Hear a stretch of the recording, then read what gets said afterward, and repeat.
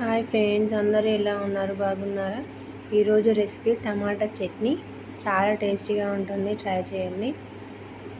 నువ్వులు వేయించుకోవాలి, పల్లీలు వేయించుకోవాలి, పొట్టు తీసేసుకోవాలి, మిర్చి ఆయిల్లో వేయించుకోవాలి,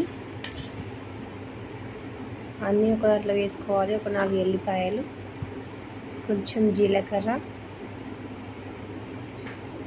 మన ఉడకబెట్టిన టమాటాను చల్లార్చుకొని అందులో వేసి మిక్సీ పట్టుకోవాలి. అందులో కొంచెం పొడి కారం వేసుకోండి, కొంచెం ఉప్పు. మిక్సీ చేసుకున్నాక ఆయిల్లో జీలకర్ర, ఆవాలు, ఎండుమిర్చి,